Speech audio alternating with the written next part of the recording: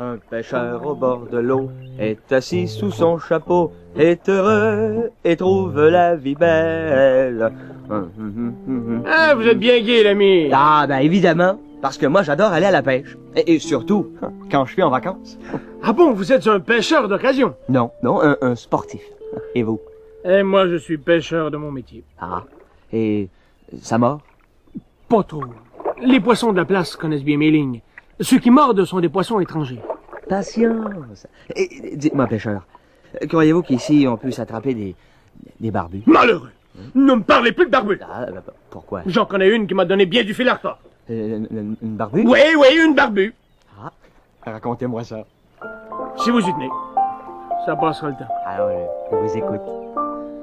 Un jour, j'étais assis à cette même place. Quand je vis tout à coup le bouchon s'enfoncer d'une manière inhabituelle. Alors vite, je courais à mes lignes et je vis une grosse barbue qui se débattait. « Pêcheur, dit la barbue, laisse-moi vivre. Je ne suis pas une vraie barbue, je suis un prince enchanté. À quoi te servirait-il de me faire mourir? » Qu'est-ce que vous avez fait? Je ne suis pas méchant et puis une barbue qui parle, c'est déjà assez extraordinaire. Alors j'ai donc décroché la barbue et je l'ai rejetée à l'eau. Seulement, je n'avais pas hâte d'arriver chez moi et d'avouer à ma femme que je n'avais rien attrapé. Elle a un de ses caractères.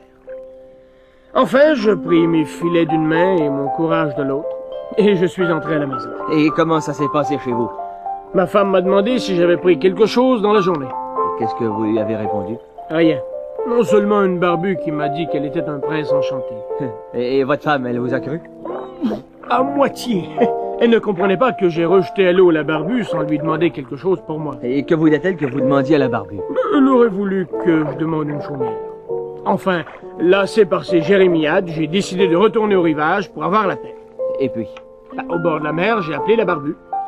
Est-ce que la barbue s'est montrée? Hein? Elle mit la tête hors de l'eau et me dit « Que veux-tu » Qu'avez-vous répondu? Une belle barbue. Ma femme juge que je mérite une récompense pour vous avoir laissé la vie sauve. Elle désirait une jolie chaumière. Et la barbue a-t-elle été reconnaissante?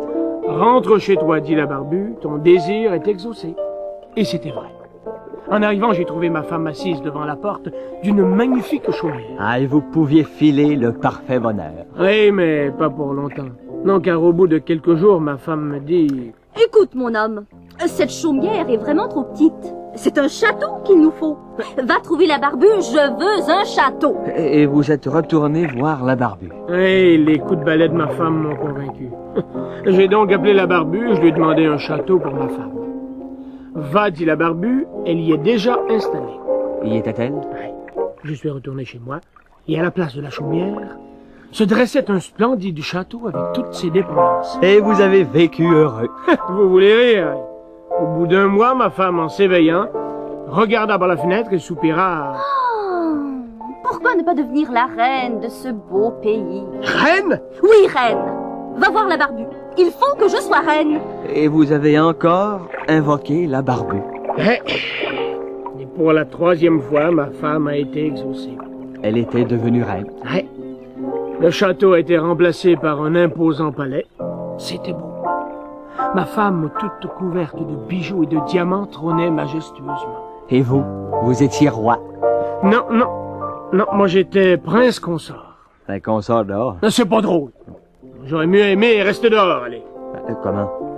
Ne me dites pas que votre femme n'était pas satisfaite. Eh non, elle n'était pas satisfaite. Elle voulait maintenant devenir impératrice. Pas possible. J'ai résisté. Mais comme elle menaçait de me faire battre par ses serviteurs, il m'a fallu lui obéir. Et c'est d'Arculon que je me suis retrouvé au bord de la mer. Et la barbue est-elle venue à votre secours? Elle parut ennuyée. « Que veut encore ta femme ?» demanda-t-elle. « Elle veut devenir impératrice. » ai-je murmuré faiblement. Et alors? Je suis retourné chez moi. Un colossal édifice avait remplacé le palais. Ma femme était assise sur un trône d'or au milieu d'une très grande salle. Elle portait une immense couronne incrustée de pierres précieuses. D'une main, elle tenait le sceptre, et de l'autre, le globe impérial. Ah, cette fois, vous étiez bien tranquille. Eh ben non. L'ambition la tourmentait. Elle aurait voulu être plus encore. Un matin, elle me dit... Tu veux aller trouver ta barbue. Je veux devenir pareil au bon Dieu. Quoi? Que dites-vous là? Je suis resté muet de stupeur. Ah, ben y a de quoi? Ma femme me dit encore... Je veux commander au soleil et à la lune. Je ne peux plus supporter qu'il se lève sans mon ordre. Je partis.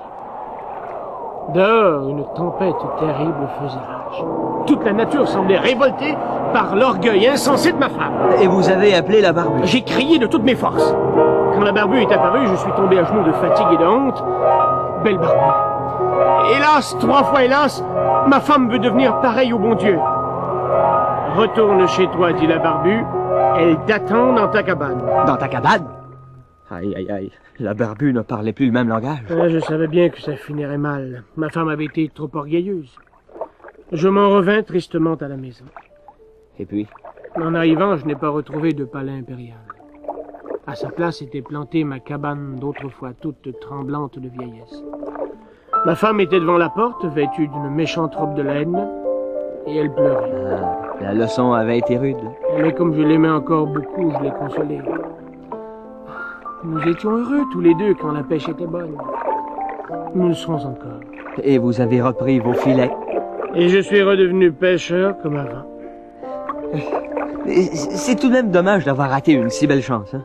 Ah, si ça m'était arrivé à moi, je vous jure que j'aurais su en profiter. Et vous venez d'attraper quelque chose! Vite! Oh, aïe, aïe, quel poisson frétillant, hein? Je parviens pas à le retirer de l'eau. Je vais vous aider. Aïe, aïe. Ah, doucement, hein? Doucement. Grand Dieu, une barbue! Ah, une barbue? Si vous voulez vous éviter des ennuis, rejetez-la tout de suite à l'eau. La rejeter à l'eau, mais jamais! Oh, et puis, si c'était votre barbu enchanté, hein, qu'est-ce que je pourrais bien lui demander? Non, non, non, laissez-la. Attends, je lui demanderais une roulotte pour faire une tournée dans le pays. Non, non, vous avez tort. Non, non, ou plutôt, tiens, une grande tente dans laquelle je donnerais des spectacles. Mais c'est de la folie, Non, petit Toto. non, un cirque. Oui, c'est un cirque qu'il me faudrait. Vous ne voulez donc pas comprendre? Et là, je deviendrai un clown exceptionnel. Un clown qui vole comme un oiseau. Et oui, pourquoi pas?